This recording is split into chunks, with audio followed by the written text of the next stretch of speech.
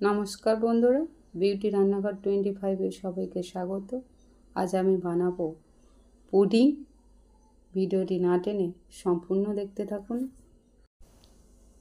রেসিপিটার জন্য আমি নিয়ে নিয়েছি একটা সসপ্যান, আর এর মধ্যে দিয়ে দেবো আমি 1/2 লিটার লিকুইড দুধ। এতে আমি জল দেব না, এটা খুব ভালো করে আমি ফুটিয়ে নেব। দুধটা হালকা ঘন হয়ে এসেছে। এবার এর মধ্যে আমি অ্যাড করব চিনি। এখানে যে যেমন মিষ্টি খাবে সেই অনুযায়ী চিনি ব্যবহার করবেন। আমি এখানে 2 চামচ চিনি দিয়েছি, আপনারা চাইলে বেশিও দিতে পারেন। এটা আমি আবারও কিছুক্ষণ নাড়তে থাকব। আপনারা দেখতেই পাচ্ছেন দুধটা কতটা ঘন হয়ে এসেছে। দুধটা অনেকটা গাঢ় হয়ে এসেছে। এবার এটা আমি নামিয়ে নেব। এটা নামানো হয়ে গিয়েছে। এবার এটা আমি কিছুক্ষণ ঠান্ডা হতে দেব।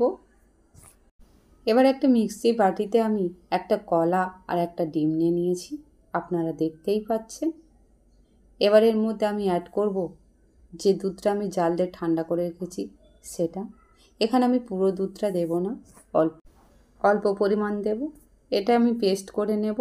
এটা আমার পেস্ট করা হয়ে গিয়েছে। এবার যাব আমি নেক্সট স্টেপে। কড়াইতে আমি 4 চামচ চিনি দেব। দিয়ে এই চিনিটাকে আমি একটা ক্যারামেল তৈরি করে নেব। এভাবে চিনিটাকে আমি কিছুক্ষণ নাড়তে থাকব। চিনিটার মধ্যে আমি একটু সামান্য জল ছিটিয়ে দেব। আপনারা দেখতেই পাচ্ছেন চিনিটা থেকে কত সুন্দর একটা কালার ছেড়ে দিয়েছে। আমার ক্যারামেলটা তৈরি করা হয়ে গিয়েছে। এবার এটা আমি একটা পাত্রে নামিয়ে নেব। এটা আমার নামানো হয়ে গিয়েছে। এবার এই ক্যারামেলটা আমি বাটিটার চারিদিকে এভাবে ঘুরিয়ে লাগিয়ে দেব। এবার যেটা আমি পেস্ট করে রেখেছিলাম ওটা দিয়ে দেব পরিমাণ মতো। এবার এর মধ্যে আমি একটু ঢেকে দেব টিফিন বক্সের ঢাকাটা দিয়ে। এবার কড়াইতে আমি পরিমাণ মতো জল দিয়ে দেব। দিয়ে আমি একটা স্ট্যান্ড দেব কড়ার মধ্যে।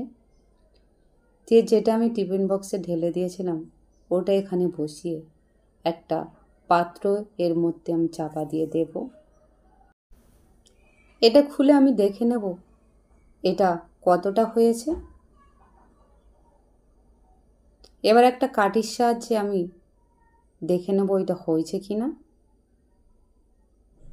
কাঠিটার মধ্যে লেগে যায়নি, এটা হয়ে গিয়েছে। এটা এবার আমি নামিয়ে নেব। এটা আমার নামানো হয়ে গিয়েছে। আর একটা ছুরির সাহায্যে আমি এর চারিদিকটা এভাবে কেটে নেব একটু। এটা আমার চারিদিক খুব ভালো করে কাটা হয়ে গেছে। এবার একটা প্লেট এর ওপরে দিয়ে আমি এটা উল্টিয়ে দেব। এটা আমার উল্টানো হয়ে গেছে। এবার বাটিটা আমি আস্তে আস্তে তুলে নেব। আমার পুডিং রেডি। কত সুন্দর হয়েছে দেখুন বন্ধুরা। আমার এই রেসিপিটা যদি আপনাদের ভালো লেগে থাকে তাহলে ভিডিওটিতে একটি লাইক দিয়ে অবশ্যই সাবস্ক্রাইব করবেন বন্ধুরা।